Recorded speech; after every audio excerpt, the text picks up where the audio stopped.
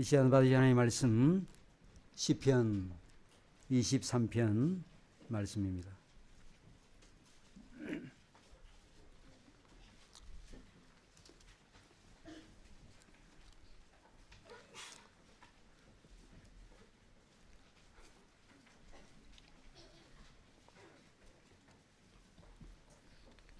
시편 23편 1절부터 6절까지 말씀 찾으신 줄 알고 제가 받들어 읽겠습니다.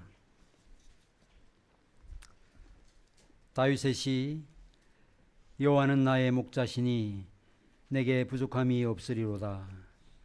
그가 나를 푸른 풀밭에 누이시며 쉴만한 물가로 인도하시는도다. 내 영혼을 소생시키시고 자기 이름을 위하여 의의 길로 인도하시는도다. 내가 사망의 음침한 골짜기로 다닐지라도 해를 두려워하지 않을 것은 주께서 나와 함께 하심이라. 주의 지팡이와 막대기가 나를 안위하시나이다. 주께서 내 원수의 목전에서 내게 상을 차려주시고 기름을 내 머리에 부으셨으니 내 잔이 넘치나이다. 내 평생에 선하심과 인자하심이 반드시 나를 따르리니 내가 여호와의 집에 영원히 살리로다. 아멘.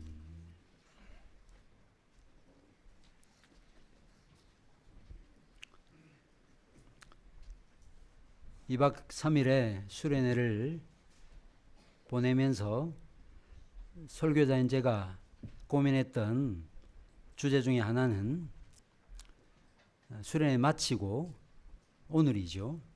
주일 낮에 어떤 설교를 해야 될 것인가 하는 고민이었습니다. 한 책을 택해서 강의 설교를 했다면 그런 고민을 할 필요가 없겠지만 제가 목회자 휴양 기간을 마치고 난 다음에 주제 하나하나를 찾아서 여러분에게 말씀을 전하고 있습니다.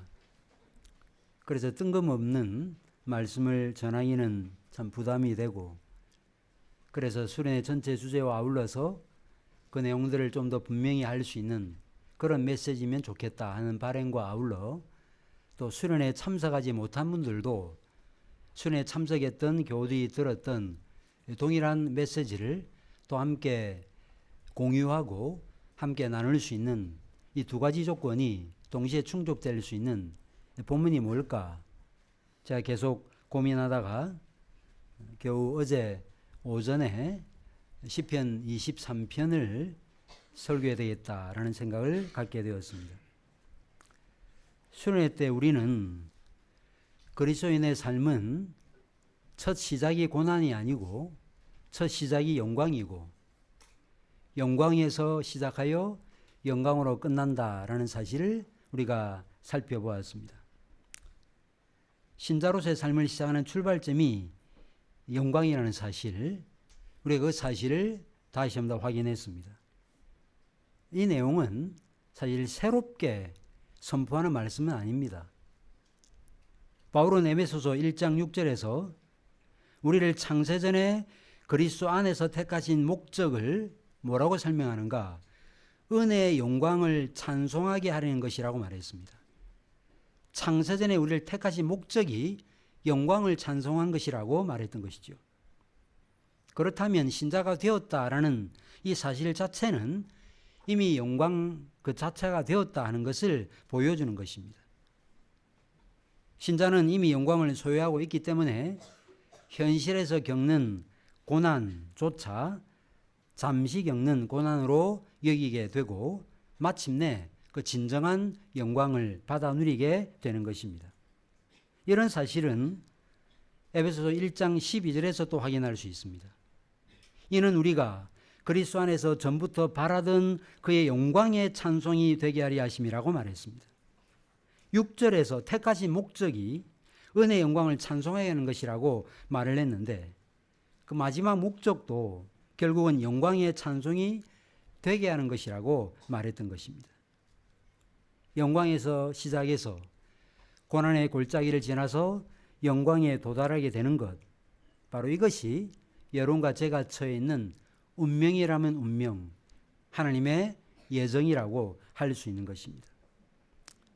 물론 그리스도인이 됨으로 받아 누린 그 영광과 또 앞으로 우리가 장차 받아 누리게 될 영광이 똑같을 수는 없습니다. 여러분들 주보에 보시면 총교도 명언이 있죠. 신앙고백서 밑에 보면 이 사실을 토마스 왓슨이 잘 설명해 놓았습니다. 이렇게 되어 있죠. 은혜의 왕국은 다만 영광의 왕국의 시작이다. 지금은 은혜의 왕국이죠. 그런데 영광의 왕국의 시작이라고 말했습니다. 그러면서 은혜의 왕국은 영광의 씨앗이고 영광의 왕국은 은혜의 열매, 꽃이라고 말했습니다. 은혜의 왕국은 갓 피어난 영광이고 영광의 왕국은 활짝 피어난 은혜이다. 또 은혜의 왕국은 전쟁 중에 있는 영광이고 영광의 왕국은 승리를 구가하는 은혜이다. 은혜의 왕국은 언제나 영광의 왕국으로 나아간다라고 말했습니다. 우리는 지금 은혜 왕국 안에 들어와 있습니다. 전쟁을 치르고 있습니다. 어디로 나아갑니까? 영광의 왕국으로 나아가고 있지요. 이처럼 그리스도인의 삶은 영광에서 시작해서 영광으로 끝이 납니다. 오늘 본문 시편 23편의 흐름도 이와 유사합니다. 시편 23편에는 여호와라고 하는 단어가 딱 2번 나타나는데 1절과 6절, 제일 앞절과 제일 마지막 절에 나타납니다. 1절은 여호와 하나님이 나의 목자가 되어주심으로 어떤 것에도 부족함이 없다라는 고백이 나타나고 있고 그 다음에 6절 하반절은 평생 이 여호와의 품에만 머물겠다라고 하는 헌신의 결단이죠. 이런 면에서 볼 때 6절은 1절 말씀에 대한 반향이다. 1절 말씀에 대한 응답이라고 할 수 있겠습니다. 바로 이 사이에 사망의 음침한 골짜기도 지나가게 되고 원수들의 공격도 받게 되는 것입니다. 그런데 마지막은 무엇입니까? 철로역정에 나오는 주인공인 그리스도인이 마침내 천상의 도시에 도달하게 되는 것처럼 우리는 여호와의 집에 도달해서 그분 앞에서, 그분의 임재 앞에서 영원토록 살게 되는 것입니다. 이처럼 영광에서 시작해서 영광으로 끝나는 삶을 살기 위해서 우리에게 제일 먼저 필요한 것이 무엇인가? 여호와 그분만을 우리의 목자로 삼는 것입니다. 인간의 삶은 하나님을 목자로 삼느냐, 다른 것을 목자로 삼느냐 하는 것에 따라 진정한 만족이 있느냐, 진정한 만족을 누리지 못하느냐가 결정되는 것입니다. 여호와를 자신의 목자로 삼는 삶을 사는 사람들은 어떤 결핍도 부족도 없습니다. 다윗이 그런 삶을 살았습니다. 바울이 그런 삶을 살았습니다. 가난해도 부에도 처할 줄 알았습니다. 모든 상황 가운데서 자족하는 법을 배웠다고 다윗은 고백했던 것입니다. 그런데 앞서 이런 신앙 고백을 했던 사람이 누구냐? 바로 다윗이죠. 여호와는 나의 목자시니 내게 부족함이 없으리로다라고 노래했습니다. 하나님을 믿는 신자가 할 수 있는 신앙 고백, 여러 말로 고백할 수 있겠지만 오늘 본문에 나오는 고백보다 신자가 가진 믿음의 고백을 더 잘 표현할 수 있는 고백은 없다라고 할 수 있겠습니다. 여호와는 나의 목자다. 이러면서 시편 23편은 이미 믿음을 갖고 있는 신자가 하나님께 부르는 신뢰의 노래라고 할 수 있겠습니다. 여기 다윗의 시라고 되어 있는데 미즈모르라는 이 단어는 사실은 노래입니다. 시편은 왜 주셨다고 제가 항상 강조하는 바대로 시편은 왜 주셨죠? 교독하라고 주신 게 아니고 노래 부르라고 주셨습니다. 노래 부르라고 주신 게 시편이에요. 바로 이 23편이 신뢰의 노래입니다. 확신의 노래입니다. 어떻게 다윗이 이런 신뢰의 노래를 부를 수 있었는가? 어떻게 그가 이런 믿음의 고백을 할 수 있었는가? 그것은 다윗이 여호와를 목자로 삼기 전에 여호와께서 다윗을 주권적으로 부르셔서 다윗의 목자가 되어 주셨기 때문입니다. 우리가 신앙 고백을 하게 되는 것은 그분께서 우리를 먼저 찾아와 주셨기 때문에 가능한 것입니다. 우리가 사무엘서를 읽어서 아는 바대로 사무엘이 이새의 가정에 가가지고 사울 대신에 기름 부음 받을 자를 찾았죠. 그런데 후보군에도 들지 못했습니다. 다윗은 저쪽 들에 가서 양이나 치고 있었습니다. 말하자면 사람 취급, 사람 대접을 못 받았던 거예요. 그런데 하나님께서 주권적으로 다윗을 찾아주신 것입니다. 다윗을 찾으신 분은 다름 아닌 하나님이셨습니다. 여러분과 저도 마찬가지죠. 어떻게 우리가 하나님의 자녀라고 하는 영광스러운 신분, 영광스러운 자녀라고 하는 신분을 얻게 되었습니까? 우리가 어떻게 여호와를 나의 목자라고 부를 수 있습니까? 여러분들 윤석열 대통령을 내 아버지라고 부를 수 있는 사람이 누구예요? 윤석열 대통령의 아들만 내 아버지라고 부를 수 있습니다. 우리가 어떻게 하나님을 아버지라고 부를 수 있습니까? 그분은 절대 주권자죠. 온 우주 만물보다 더 크신 분이시죠. 이런 하나님을 어떻게 우리가 아버지라고, 나의 목자라고 부를 수 있습니까? 하나님께서 저와 여러분을 주권적으로 먼저 찾아주셨기 때문입니다. 누가복음 15장에 99마리 양을 들에 버려두고 잃어버린 한 마리 양을 찾아 나서는 비유가 나타나고 있죠. 바로 그 비유의 목자가 되어신 분이 누굽니까? 예수님이십니다. 여러분들이 먼저 주님을 찾았던 게 아니고 주께서 여러분들을 찾아주신 것입니다.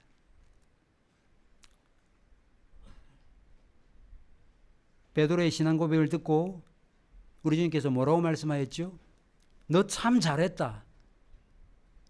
물론 칭찬을 하셨죠. 그러나 이를 내게 알게 하신 이는 하늘에 계신 내 아버지라고 말씀했습니다. 신앙 고백도 하나님께서 하게 하셨던 것입니다. 뿐만 아니죠. 어렵고 힘든 고난의 세월을 통과하고 실족할 뻔했던 순간에도 붙들어 오시는 그 성도의 견인의 은혜를 우리에게 베풀어 주셨기 때문에 우리가 이 자리에 서 있는 것입니다. 이 자리에 앉아서 주님을 예배할 수 있는 것입니다. 그렇지 않았더라면 데마처럼 세상을 사랑해서 세상으로 돌아갈 수밖에 없었을 것입니다. 다윗이 그 은혜를 받아 누린 거죠. 하나님께서 찾으시고 부르시고 하나님의 자녀가 되게 하시고 이스라엘의 왕으로 삼아 주셨습니다. 사울의 박해에도 불구하고 이스라엘의 왕으로 세움을 받았습니다. 다윗이 받아 누린 은혜는 그것만이 아니었습니다. 다윗이 왕이 되었지만 사울 가문에 속한 이들의 반역으로 인해 가지고 통일 왕국을 이루는 과정이 매우 지난했습니다. 그런 과정들을 겪어서 마침내 통일 왕국의 왕이 되고 그 다음에 삶이 끝이 나는가? 그것이 아니었죠.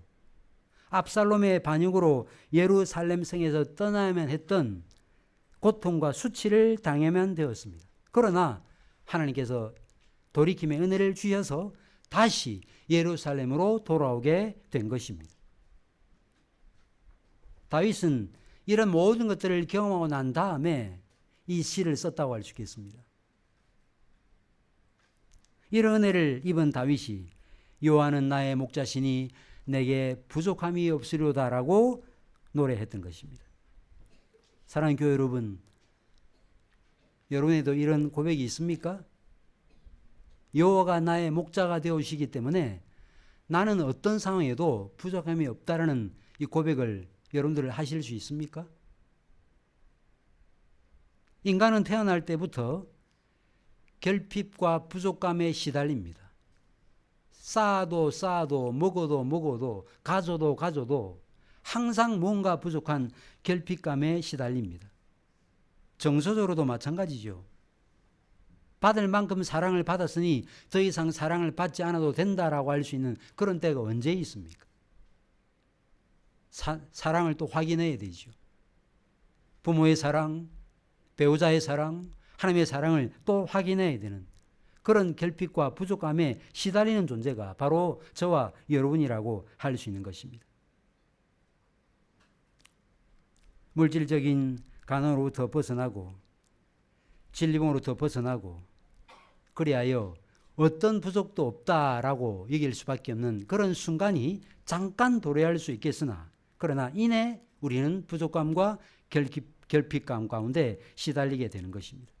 그것이 어떤 모습으로 나타납니까? 우리가 바라볼 때 뭐 부러워할 게 있겠나, 뭘 더 가져야 될 것이 있겠나 싶은 사람들이 알코올과 마약에 중독되어 있습니다.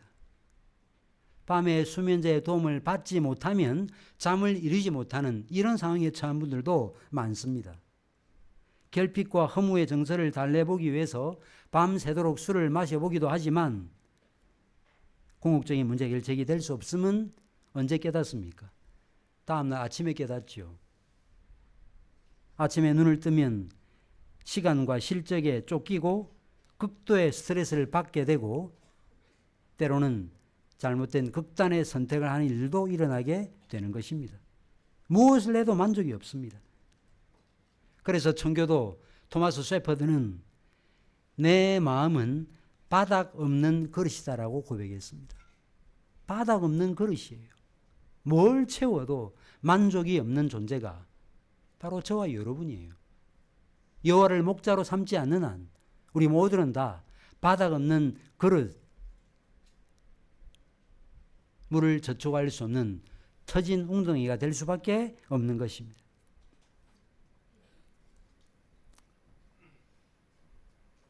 무엇보다 인간이 항상 이런 결핍과 가운데 시달릴 수밖에 없는 궁극적 이유는 세상이 유한하기 때문이기도 하지만 우리는 근본적 욕구를 갖고 있거든요.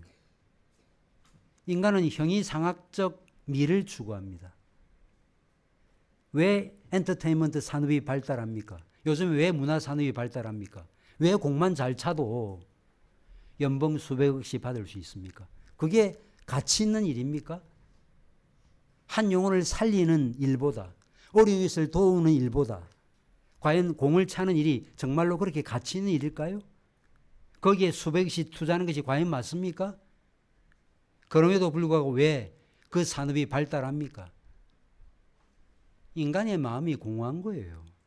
뭔가 채우고자 하지만 채울 수 있는 것이 이 땅 가운데 없기 때문에 항상 그런 것들을 개발해 내는 것입니다.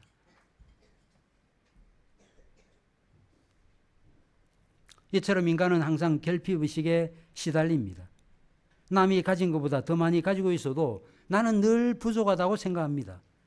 육체적이고 정서적인 욕구가 충족되는 그 순간에도 참된 만족을 누릴 수 없는 것입니다. 이런 존재가 누구냐? 그리하여 절대자이신 목자, 하나님의 필요한 존재가 누구냐? 바로 인간이고 성경은 이런 인간의 영적 상태를 묘사할 수 있도록 하나님께서 양을 만드시고 인간을 양에 비유하였습니다. 선지자 이사야가 뭐라 그랬습니까? 우리는 다 양 같아서 각기 제 길로 갔거늘. 우리는 다 양과 같은 존재라고 말했습니다. 예수님도 인간의 상태를 여기에 비유했습니다. 인간의 영적 상태가 어떤 상태인가? 그냥 두면 무리에서 이탈하여 낭떠러지 비탈진 곳에 가서 결국은 헤매다가 실족하거나 아니면 야생 짐승에 의해서 먹잇감이 될 수밖에 없는 그런 상태로 묘사하신 것입니다. 양이라는 동물은 온순하긴 하지만 표범이나 호랑이처럼 자기 스스로의 힘으로 먹잇감을 구할 수 없는 존재예요. 적이나 위험으로부터 자신을 방어할 수 있는 수단을 갖고 있지 못합니다. 날카로운 발톱도 없고 날카로운 이빨도 없고 빨리 달릴 수 있는 다리도 없습니다. 소처럼 뿔이 있는 것도 아니에요. 양은 특별히 시력이 약하다 그러죠. 걸음도 느립니다. 자기 집을 찾아올 수 없을 정도로 방향 감각이 없습니다. 그냥 정신없이 눈에 보이는 거, 풀을 뜯는 그 일에만 바쁜 존재가 바로 양이에요.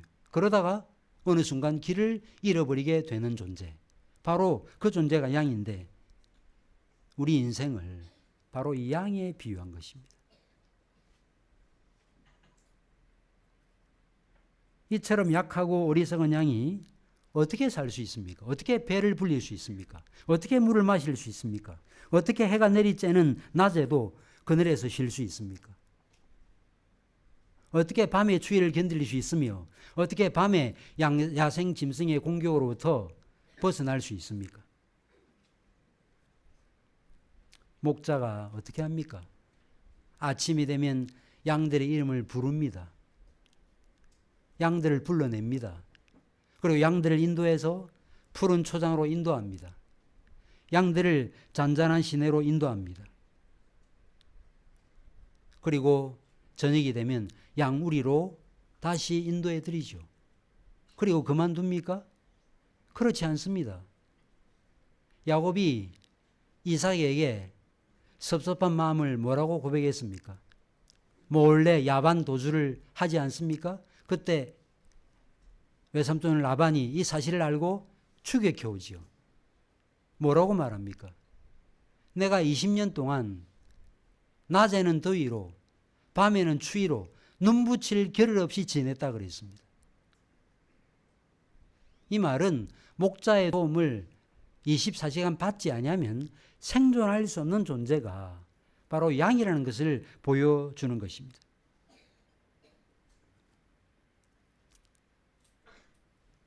그런데 다윗은 목자를 찾은 것입니다. 아니, 다윗의 진정한 목자이신 하나님께서 다윗을 찾아주신 것입니다. 여러분과 저는 어떻습니까? 늘 결핍감에 시달리고 있지는 않습니까? 이 정도 되면 되겠다라고 해서 그 정도까지 열심히 갔는데, 그래서 그래도 상대적으로 볼 때 남보다는 좀 더 많은 돈도 벌어놓고 남보다는 좀 더 좋은 삶의 안식처도 마련해 놓고, 그럼에도 불구하고 우리 마음에 진정한 만족과 안식이 있는가? 여전히 부족합니다. 자녀 문제, 건강 문제, 여러 가지 문제로 우리는 어려움을 겪는 것이죠. 그런데 이런 상황 가운데서도 만약에 여러분들이 여호와는 나의 목자시니 내게 부족함이 없으리로다라고 고백한다면 그것은 여호와께서 여러분들을 찾아주신 결과라고 할 수 있겠고, 하나님께서 여러분들의 목자가 되어주신 결과라고 할 수 있는 것입니다. 시편 23편이 이 사실을 고백하는 고백의 내용이요, 찬양의 시입니다. 그래서 부족함이 없다라고 하는 이 1절 말씀이 사실은 23편 전체를 꿰뚫고 있습니다. 그래서 사실은 1절로 끝났다라고 할 수 있겠습니다. 2절부터 6절까지는 1절에 대한 부연 설명에 불과합니다. 왜 그런가? 왜 우리가 하나님 그분이 나의 목자가 되어심으로 내게 부족함이 없다라고 고백할 수 있는가에 대한 설명에 불과하다는 것입니다. 다윗은 이것을 설명하기 위해서 목자가 양을 푸른 풀밭으로 인도하시는 상황을 묘사하고 있습니다. 목자가 해야 될 가장 중요한 일이 뭡니까? 양식을 확보하는 거예요. 어디에 양이 먹을 만한 좋은 풀이 있는가를 알고 양을 그 푸른 초장으로 인도하는 일이 목자가 해야 될 가장 중요한 일입니다. 그러나 목자는 단순히 양의 배를 불리는 풀만 준비하면 안 돼요. 양은 풀만 먹고 살지 않고 물을 먹어야 되는 것입니다. 뿐만 아니죠. 그 광야의 뜨거운 햇빛을 피할 수 있는 그늘진 곳으로 인도해야 됩니다. 하루 종일 태양빛이 내리쬐는 그 상황 가운데 풀만 뜯어먹을 수 없기 때문입니다.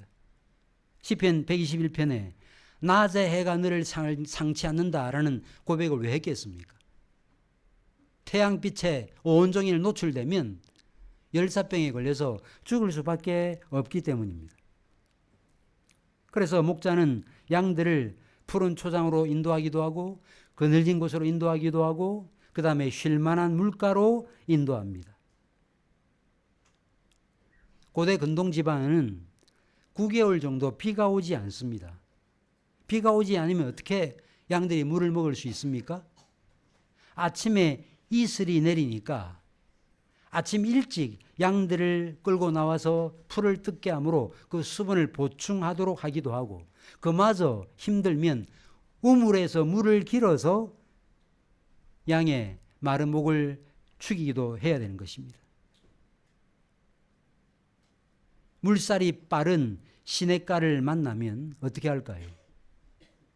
그런데 수도꼭지를 세게 틀어놓고 한번 입을 갖다 대보세요. 입 안에 들어오는 물이 별로 없지요. 양도 마찬가지예요. 그래서 물살이 센 시냇가를 만나면 어떻게 하는가? 한쪽에 돌로 막거나 해서 물을 조금씩만 나오도록 그렇게 만들어 잔잔하게 만들어 놓는 것입니다.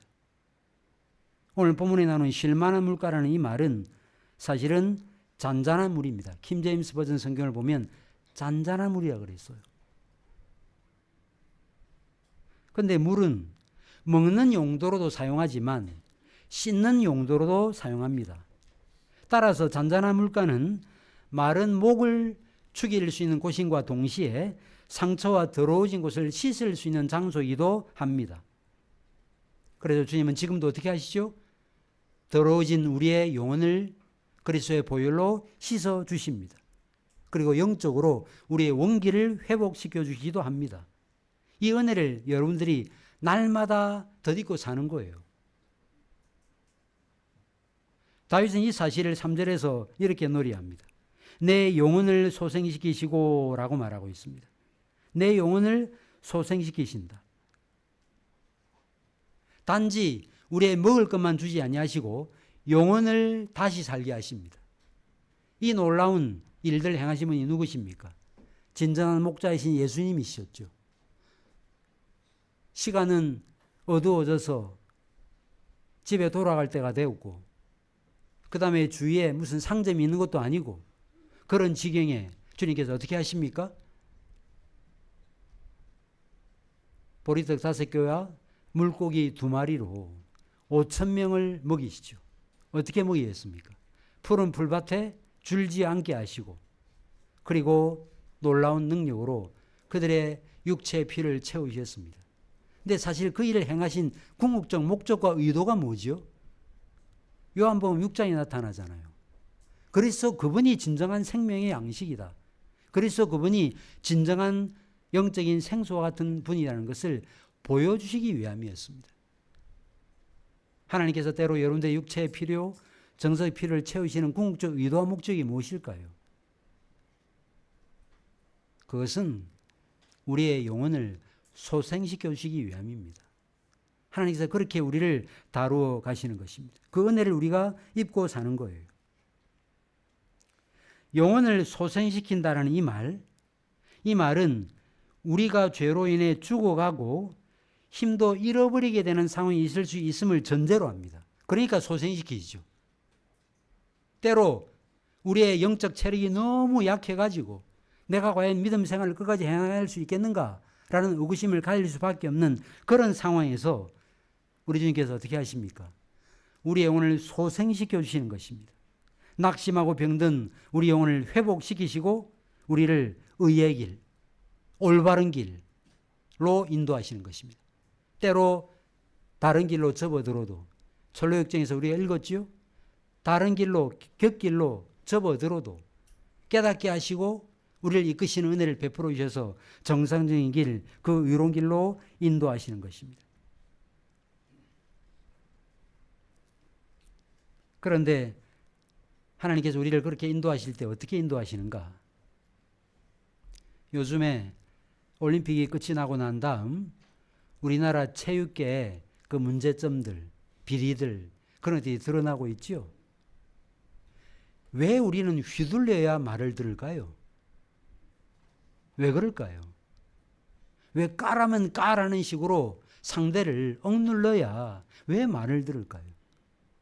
직장은 좀 신사적인 것처럼 보이긴 하지만 사실 마찬가지잖아요. 책상 뺀다 그래요. 하루아침에 잘립니다. 제가 2015년도에 산호세에 한 3주 거주한 적이 있습니다. 제가 있던 선교단체 한 자매가 형제가 결혼해서 실리콘밸리에 근무했습니다. 보통 연봉 1억 이상 받는 곳이에요. 물론 거기에는 생활비가 너무 높기 때문에 우리나라로 보면 한 500만 원 정도밖에 안 되는 그런 정도의 가치입니다, 사실은. 근데 어쨌든 간에 제가 거기 가서 조준호 집사님이라고 그 자매 남편으로부터 이야기를 들었습니다. 거기에는 사람을 자를 때 어떻게 자르는가 하면 내일부터 나오지 마가 아니고요. 기술들을 많이 갖고 있잖아요. 그렇기 때문에 내일부터 나오지 마 그러면 어떻게 할까요? 기술을 흘려보내거든요. 그래서 내일부터 나오지 마가 아니라 오늘까지 출근했다가 내일 딱 들어가면 갑자기 바로 바리케이드가 딱 내리친다 그래요. 당시 오늘부터 해고입니다.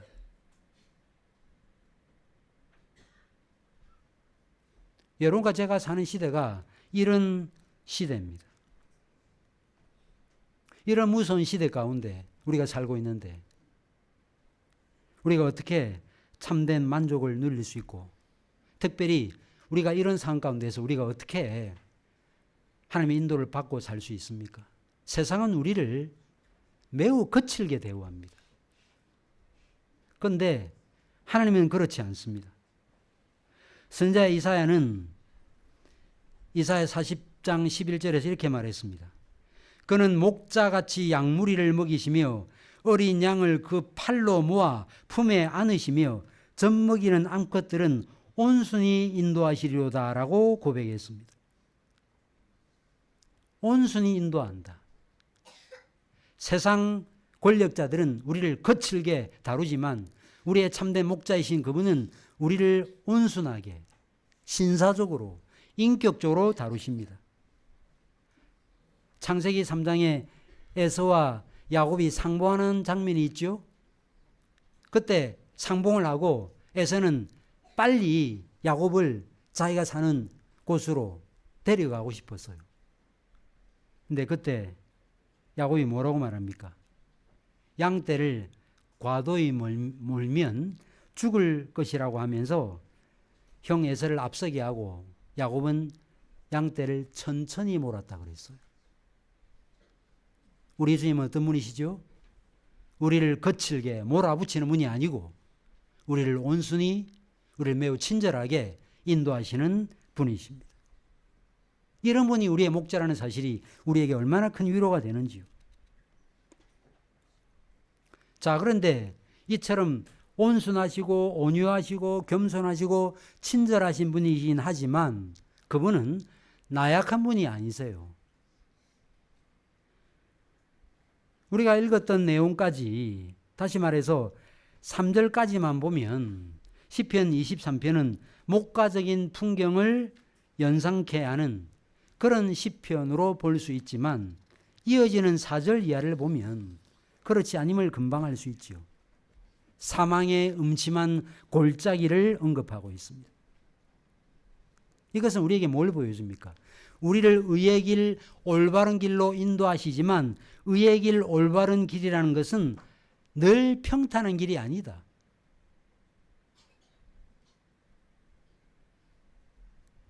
우리는 때로 사망의 음침한 골짜기를 걸어가야 되는 것입니다. 사망의 음침한 골짜기라는 이 말, 문자적으로는 죽음의 그림자 혹은 죽음의 그늘이라는 말입니다. 좀 더 직역하면 사망 같은 어둠, 사망의 어둠으로 번역할 수 있습니다. 생명이 위협을 받는 위험한 장소에 대한 묘사예요. 우리는 이 길을 걸으면서 실망과 좌절, 공경과 위험에 처하기도 합니다. 그런데 이처럼 온순하게, 친절하게 인도하시는 그분께서 이런 상황이 되면 우리 목자이신 주님께서 우리를 어떻게 인도하시죠? 주의 막대기와 지팡이로 인도하신다라고 말하고 있습니다. 막대기, 우리를 인도하는, 우리를 잘 한쪽 길로 가도록, 옳은 길로 빠지지 않도록 우리를 인도하는 도구가 바로 지팡이죠. 막대기는 뭡니까? 다윗의 경우에 본 바대로 양들을 집어삼키려고 하는 야생 짐승을 쫓아내는 수단입니다. 우리 주님이 그렇게 우리를 인도하신다라고 말하고 있습니다. 그래서 다윗은 뭐라고 고백합니까? 그렇기 때문에 나는 해를 두려워하지 않는다. 어떻게 그럴 수 있습니까? 자신에게 이길 만한 힘이 있기 때문이 아니고 주께서 나와 함께 하시기 때문이라고 말했습니다. 캄캄한 시골길, 우리 교회학교 학생들, 유치부 학생들 혼자 갈 수 있습니까? 유치부 아니라도 우리 초등학생들 캄캄한 시골길 혼자 갈 수 있습니까? 못 갑니다. 어떻게 갈 수 있죠? 아빠 품에 안기면, 아빠가 업어주면 그 캄캄한 시골길도 갈 수 있는 것입니다. 그 사실을 언급하고 있습니다. 우리들도 종종 사망의 음침한 골짜기를 다닐 때가 있는데 이럴 때도 우리가 두려워할 필요가 없게 되는 것은 하나님이 그 가운데도 우리와 함께 하시기 때문이죠. 하나님께서 요셉과 함께 하셨죠.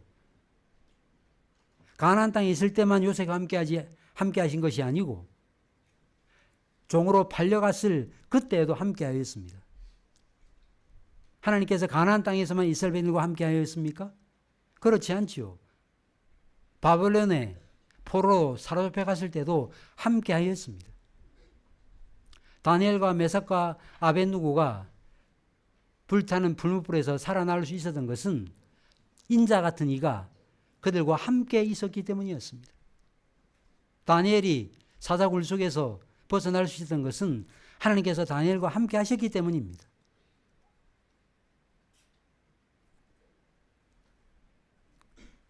이런 사실을 아는 신자는 결코 두려워하지 않습니다.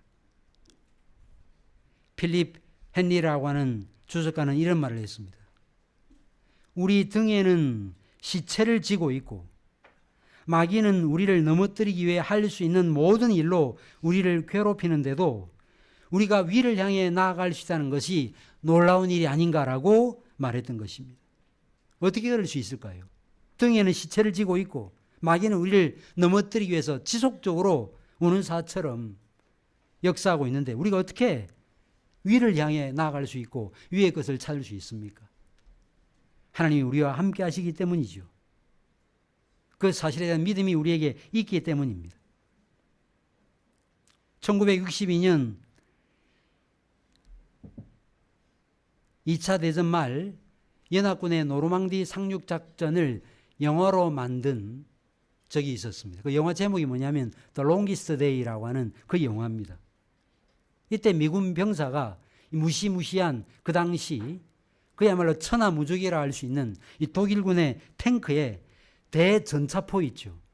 어깨에 걸어서 탱크를 명중시키는 대전차포 하나를 가지고 자신의 코앞에 다가온 그 탱크를 바라보고 발사하면서 내가 사망의 음침한 골짜기로 다닐지라도 내가 해를 두려워하지 않을 것은 주께서 나와 함께 하심이라는 이 시편 말씀을 암송합니다.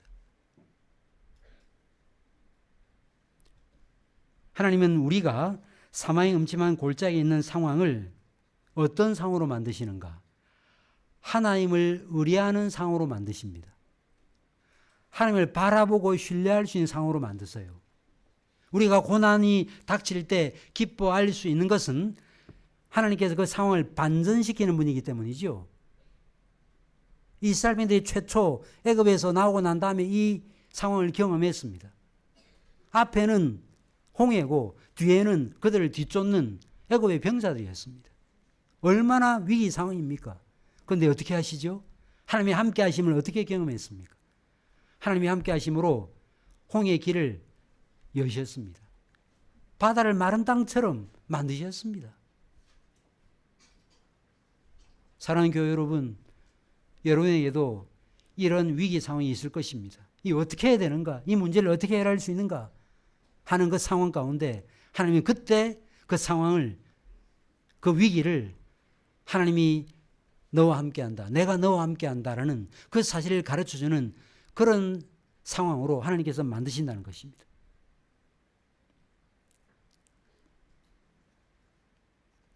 하나님은 원수들의 공격과 위협으로부터도 우리를 지키십니다. 하나님은 온순히 우리를 인도하시기도 합니다. 그분은 자비롭기만 한 분도 아니고 힘만 있는 분도 아닙니다.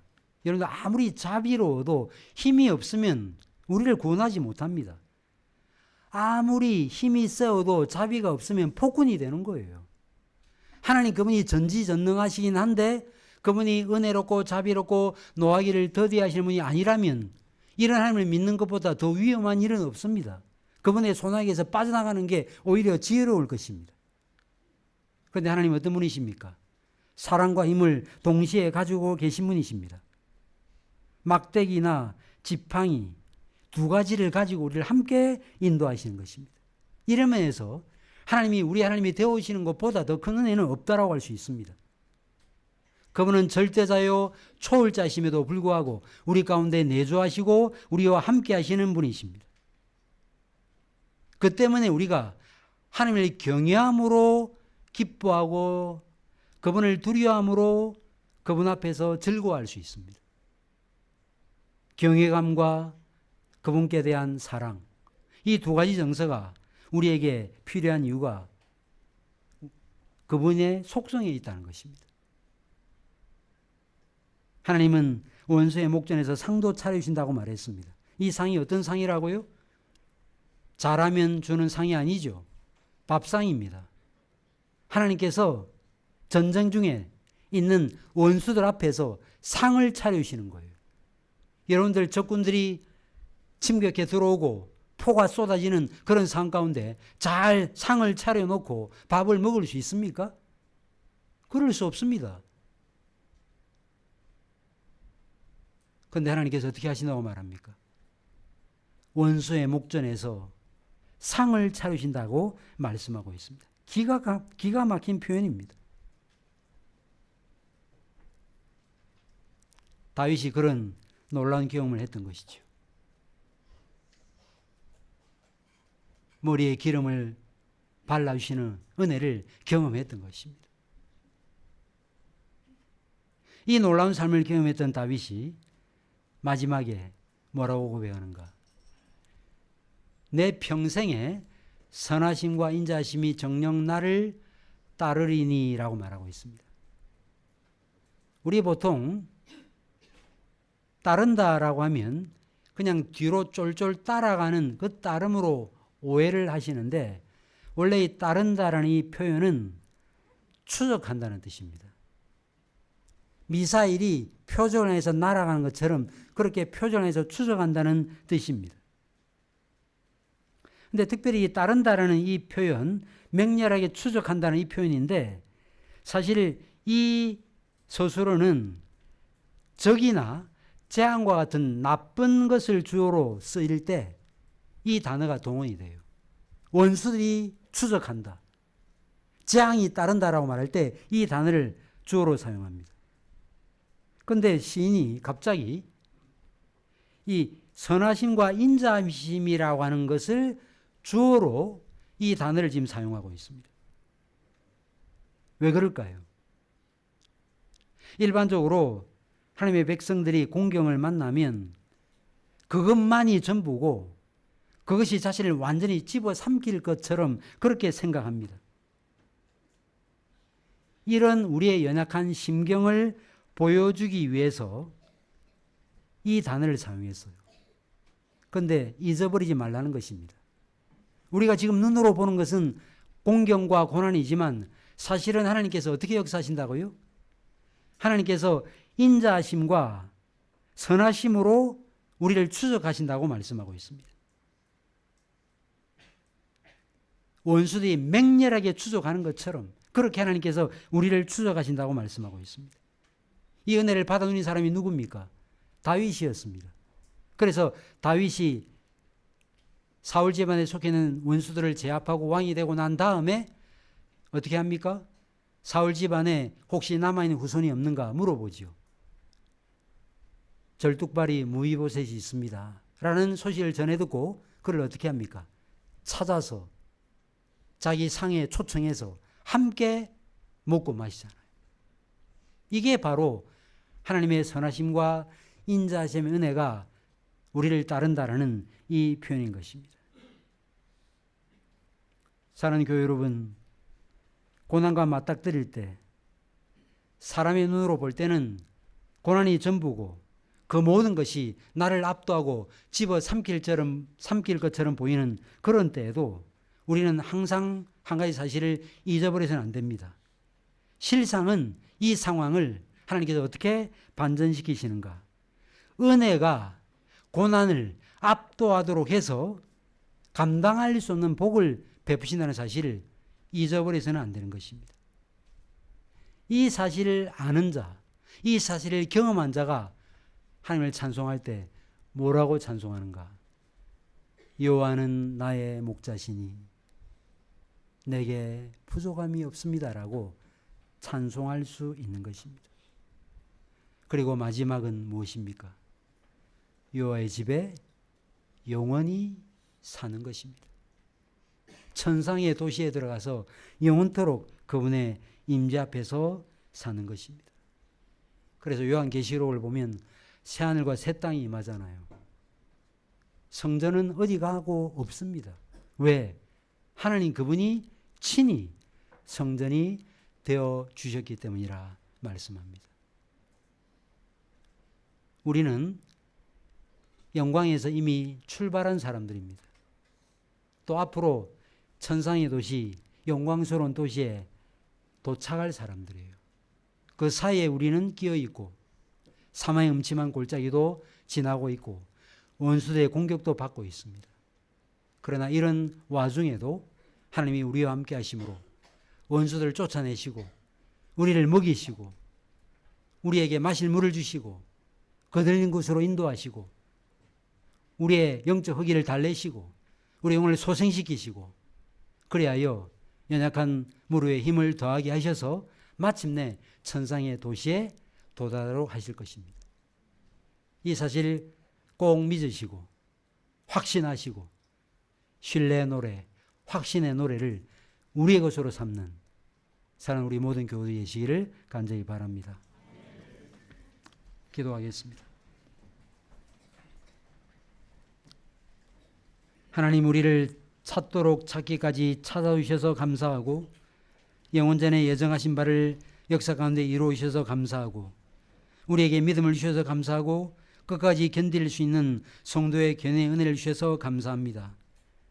하나님의 섭리가 얼마나 오묘한지를 알게 하셔서 고난조차 위장된 축복이라는 사실을 알게 하심으로 우리의 눈으로 바라볼 때는 고난과 어려움처럼 보이지만 실상은 그분의 선하심과 인자하심이 우리를 추격해 들어오는 과정이라는 사실을 알게 하시니 감사합니다.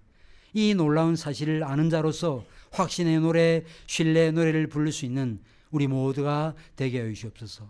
여호와는 나의 목자시니 내게 부족함이 없습니다라는 이 고백, 평생의 고백이 되게 하시고 그리하여 천상의 도시에 도달하여 영광의 하나님 앞에서 영원토록 주님을 찬양하는 자로 나아가는 주의 귀한 백성들이 될 수 있도록 도와주시옵소서. 때로 우리 가운데 지쳐있고 마음이 상해있고 영적으로 소생하지 못해서 어려움을 겪고 있는 분들이 있다면 다시 한 번 더 여호와가 나의 목자라는 사실을 확인할 수 있는 복을 주시고 그분을 피난처로 삼고 그분을 생명의 양식으로 삼고 그분을 생수로 삼아서 그분 안에서 그분을 통해서 회복되어서 또 우리가 가야 될 길을 갈 수 있는 귀한 복을 우리 모두에게 허락하여 주시옵소서. 모든 말씀 구주 예수 그리스도의 이름으로 기도하옵나이다. 아멘.